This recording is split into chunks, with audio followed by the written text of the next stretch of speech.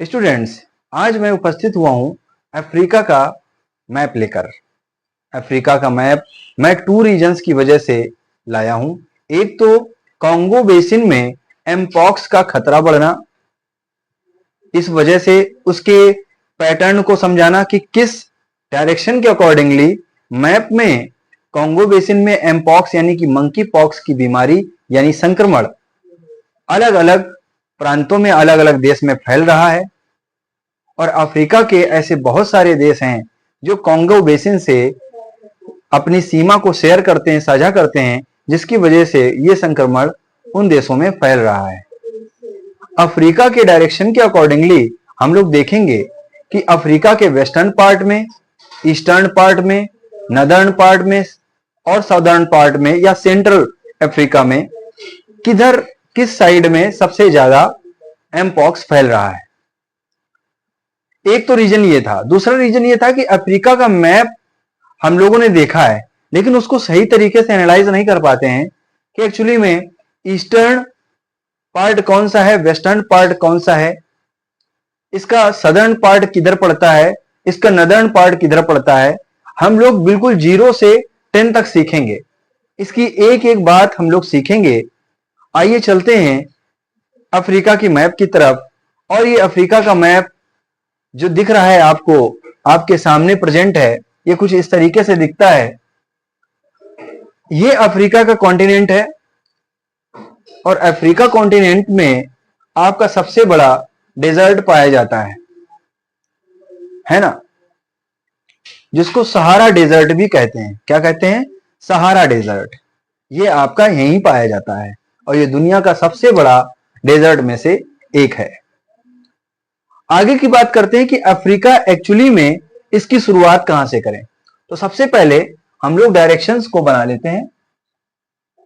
Direction को show करेंगे तो हमारा जो सबसे अपर पार्ट होता है वो नॉर्थ को शो करता है और जस्ट उसके अपोजिट में साउथ को शो करता है। अगर आपको मैंने जब इंडिया के मैप के बारे में बताया था या मैंने अर्थ के हेमिस्फीयर्स के बारे में बताया था तो मैंने डायरेक्शन जरूर बताई थी। यदि आप मेरे चैनल पे नए आए हैं तो चैनल को सब्सक्राइब करें और डायरेक्शन को सही तरीके से एनालाइज करना शुरू कर दें। मेरे साथ में आप पेन और कॉपी लेकर के बैठें और जैसे जैसे मैं डायरेक्शंस को बना रहा हूं उसी तरीके से आप डायरेक्शन को बनाते जाइए और फॉलो करते जाइए।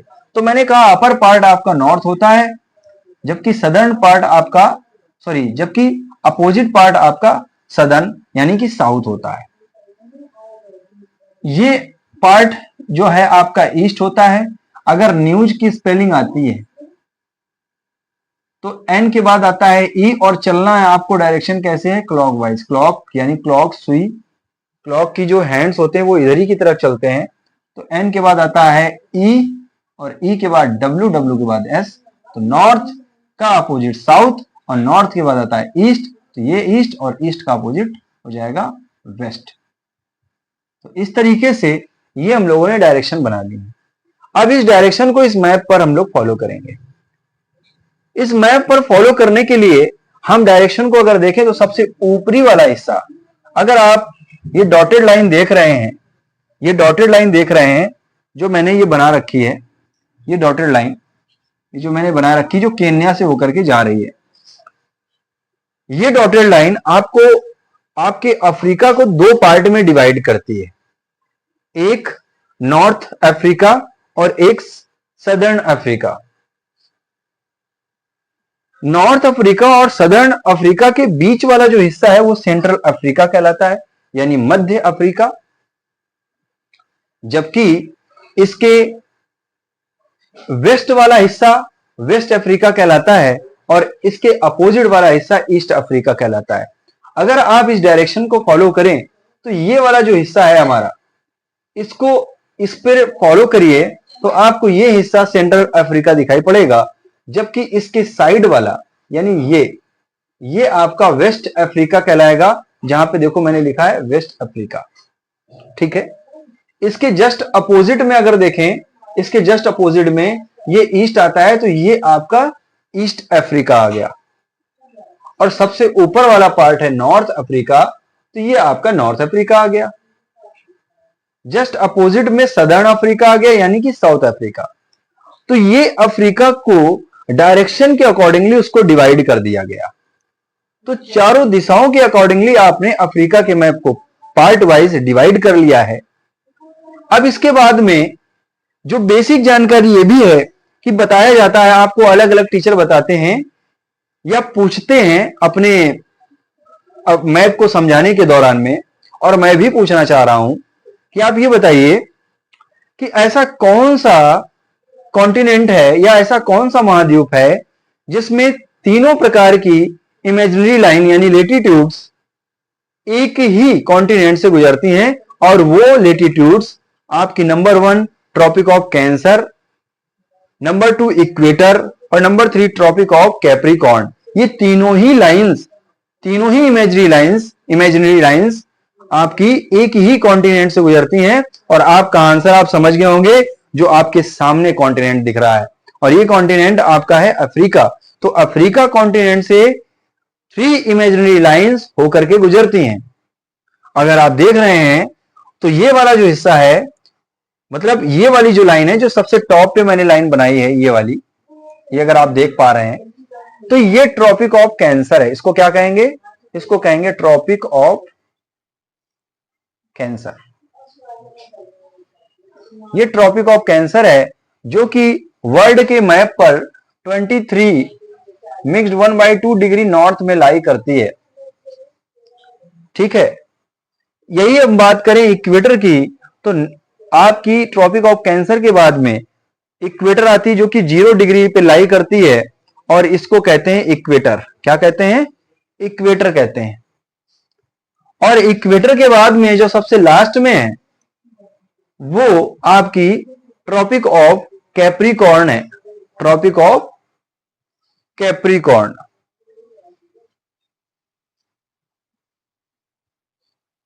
ट्रॉपिक ऑफ कैप्रिकॉर्न यानी कि इसको हम हिंदी में कर्क रेखा कहते हैं। ये कर्क रेखा कहलाती है। इक्वेटर को विषुवत रेखा कहते हैं। विषुवत रेखा कहते हैं। ठीक है, जबकि ट्रॉपिक ऑफ कैप्रिकॉर्न आपकी कौन सी रेखा कहलाती है? मकर रेखा कहलाती है। क्या कहलाती है? मकर रेखा।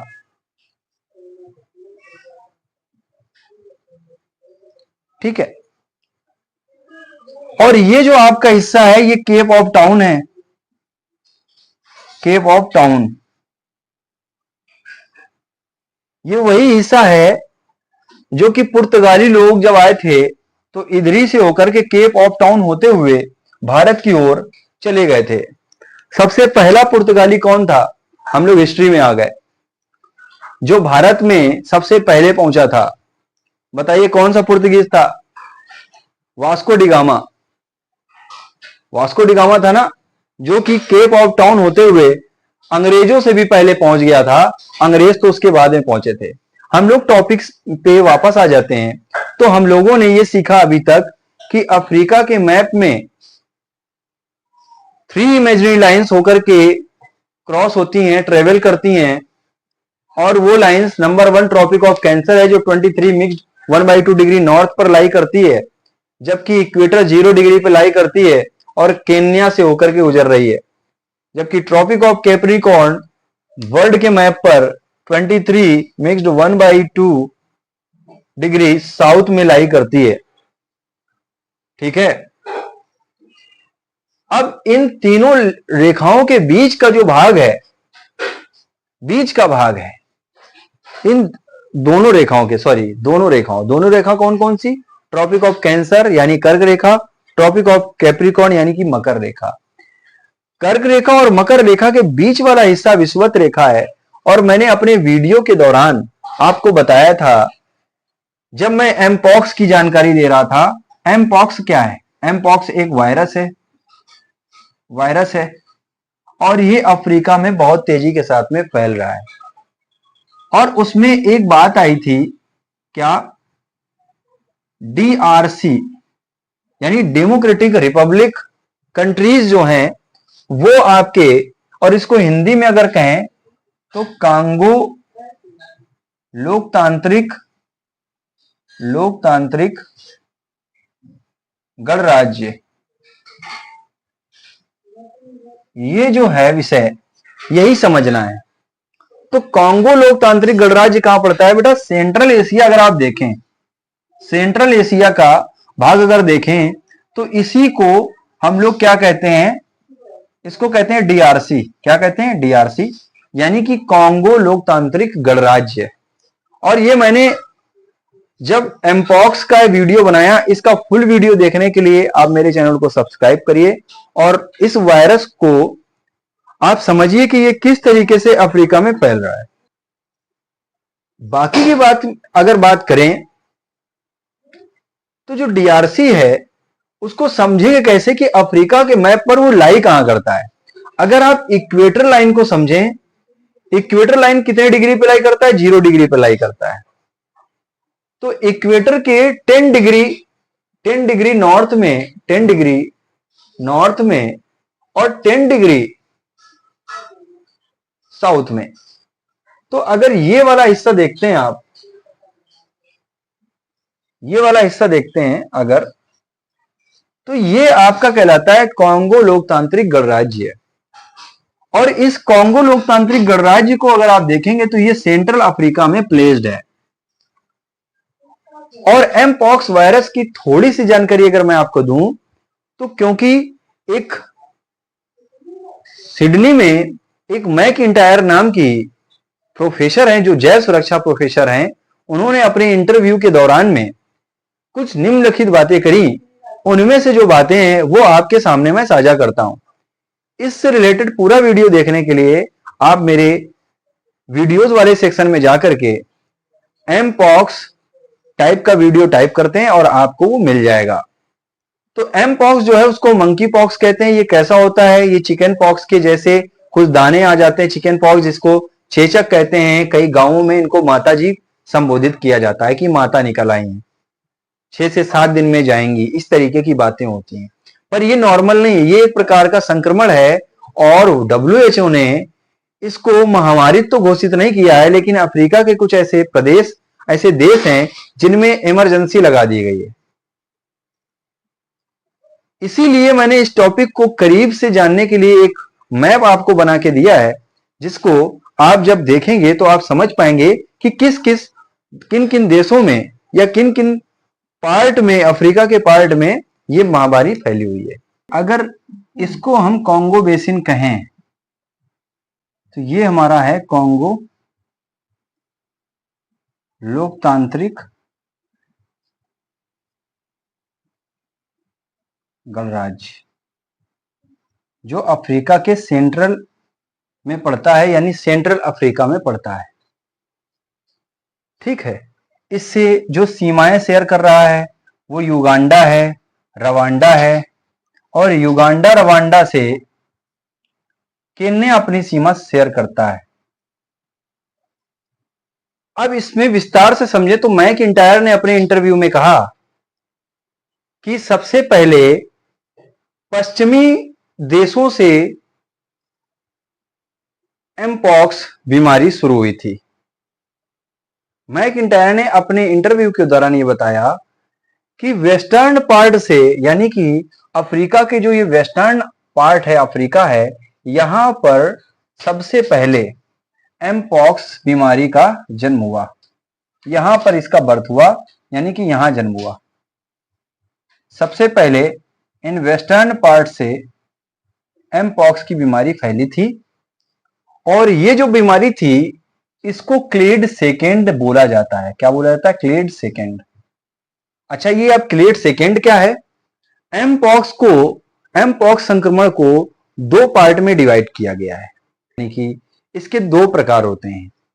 उन प्रकारों को हम क्लेड के नाम से जानते हैं। तो जो पहला प्रकार है, प्रकार या क्लेड, इस प्रकार को हम क्लेड 1 या क्लेड 2 कहते हैं। तो प्रकार 1 जो है, प्रकार 1 जो है वो बहुत ज्यादा संक्रमित है, यानी ज्यादा आत्मघाती है, ज्यादा आत्मघाती,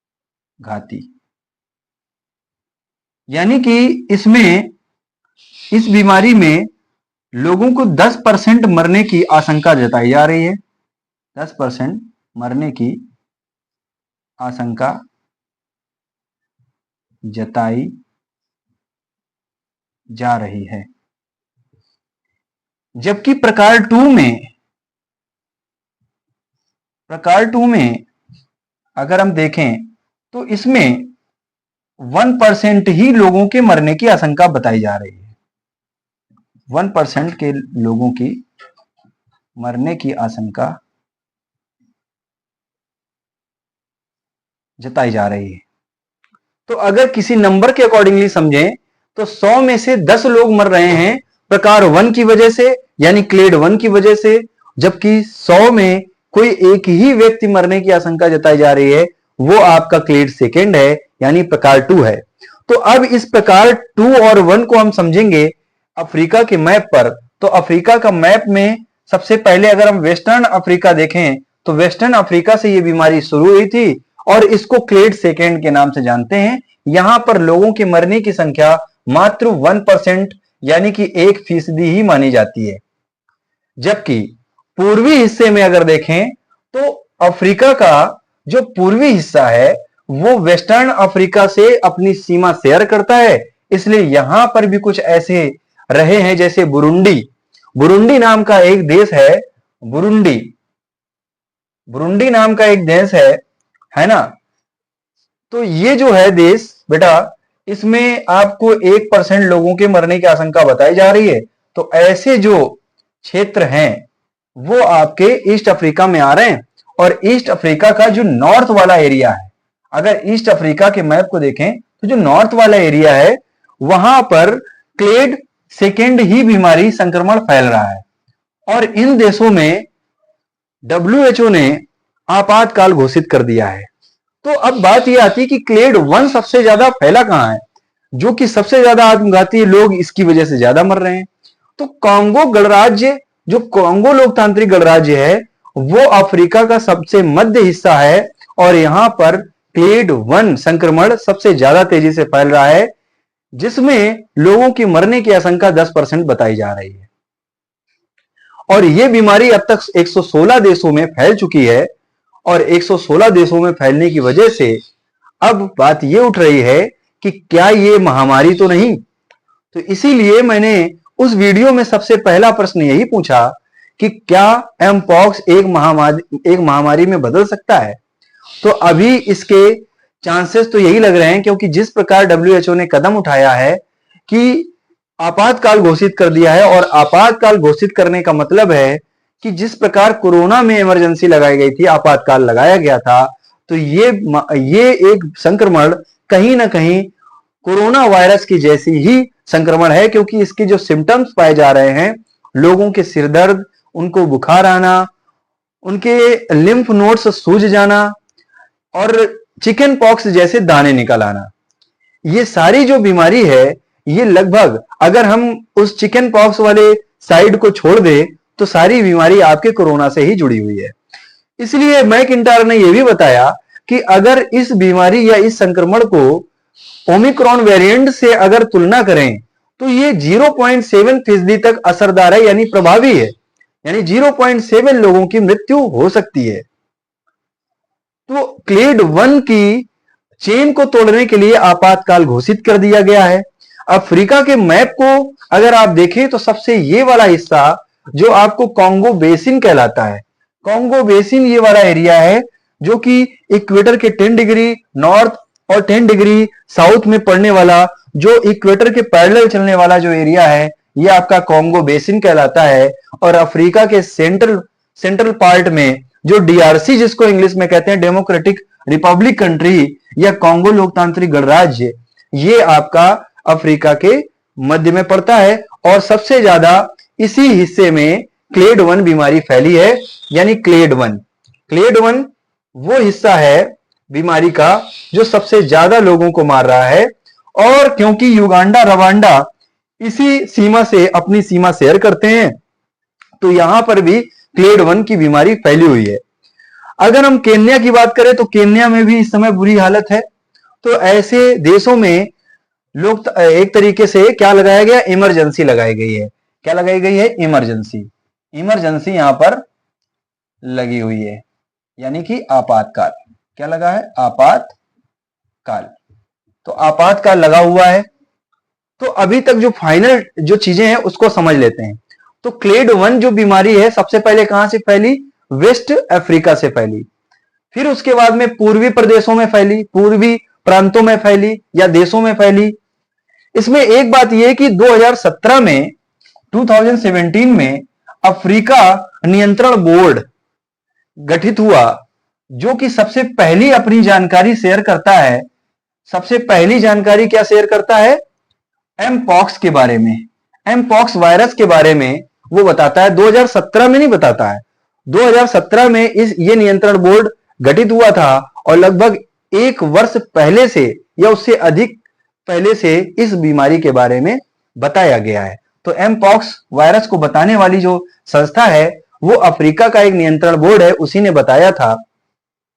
इसके बाद में 2018 की अगर बात करें, 2018 तो 2018 में नाइजीरिया, ये आपका नाइजीरिया है, तो 2018 में नाइजीरिया से ये बीमारी जो एमपॉक्स थी, ब्रिटेन आपका लगभग यहां पड़ेगा यूरोप में, ये ब्रिटेन है यूरोप, तो ये बीमारी ब्रिटेन से नाइजीरिया से ब्रिटेन में फैली थी और ब्रिटेन से अन्य देशों में ये बीमारी फैल गई। मतलब इसके फैलने का सिस्टम बता रहे हैं। तो अब ये बीमारी बड़ा रूप ले चुकी है और कहीं ना कहीं इस पे सरकारों को सोचने का प्रयास करना चाहिए। तो स्टूडेंट्स, हम लोगों ने क्या सीखा कि अफ्रीका में लोकतांत्रिक गणराज्य कहां पर है, वो अफ्रीका के मध्य में प्लेस्ड है, जिसको कांगो लोकतांत्रिक गणराज्य कहते हैं। यहां पर क्लेड 1 बीमारी संक्रमित लोग ज्यादा पाए जा रहे हैं और यहां पर मरने की लोगों की आशंका भी ज्यादा है, लगभग 10% तक, यानी 10% तक। अभी जो अगर हम कांगो लोकतांत्रिक गणराज्य के ईस्टर्न में बात करें तो युगांडा, रवांडा और केन्या जैसे देशों में यह बीमारी चरम पर है। उससे पहले वेस्ट अफ्रीका में यह बीमारी का जन्म हुआ था। ईस्ट अफ्रीका में भी क्लेड 2 ही फैला हुआ है। क्लेड 2 आपका वेस्ट अफ्रीका, ईस्ट अफ्रीका में, और क्लेड 1 कांगो लोकतांत्रिक गणराज्य में फैला हुआ है। ठीक है। इससे पहले मैंने आपको इस वीडियो में आपको यह भी बता दिया कि इस अफ्रीका कॉन्टिनेंट से 3 इमेजिनरी लाइंस होकर के गुजरती हैं। नंबर 1 कर्क रेखा यानी ट्रॉपिक ऑफ कैंसर, जो कि वर्ल्ड मैप पर 23 मिक्स्ड 1/2 डिग्री नॉर्थ पर लाई करती है। इसके सेकेंड के बाद में 0 डिग्री पे इक्वेटर लाई करती है।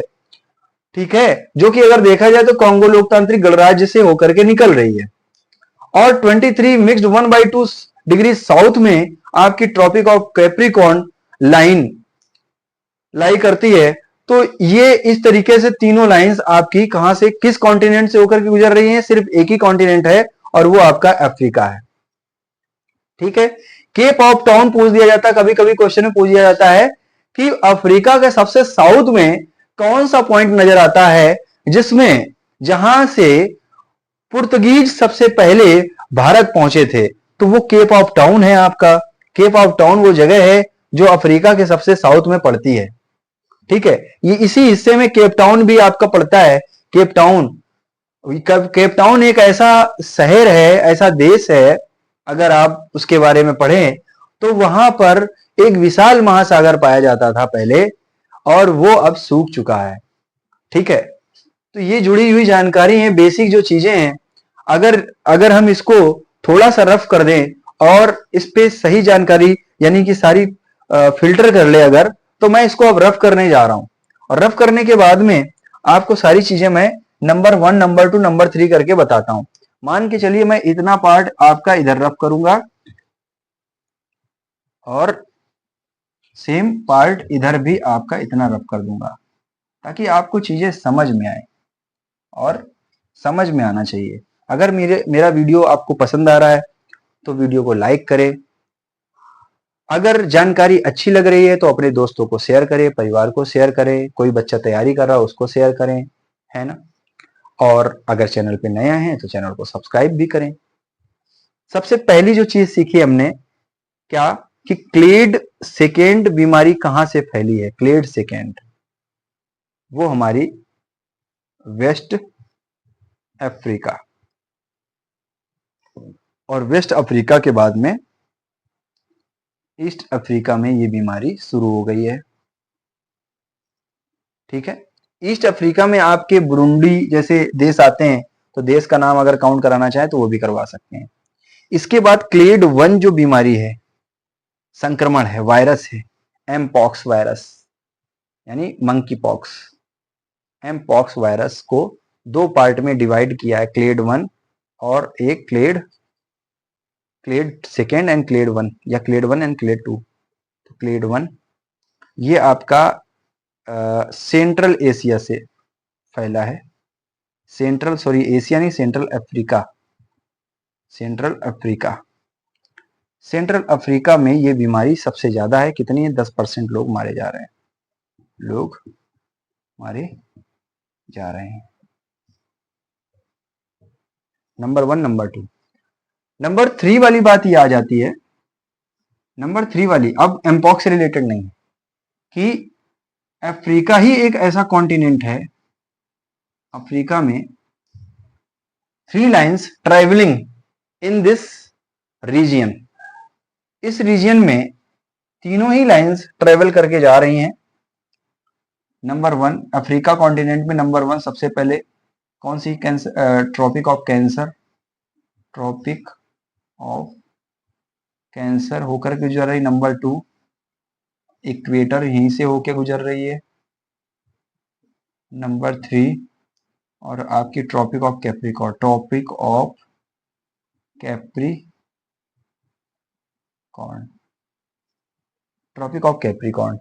तो नंबर 2 बात आपने ये सीखी, केप ऑफ टाउन अफ्रीका के साउथ में पड़ता है, और डायरेक्शन से हम लोगों ने ये समझा कि अफ्रीका के डायरेक्शन के अकॉर्डिंगली उसके कौन कौन से हिस्से किस डायरेक्शन में पड़ते हैं।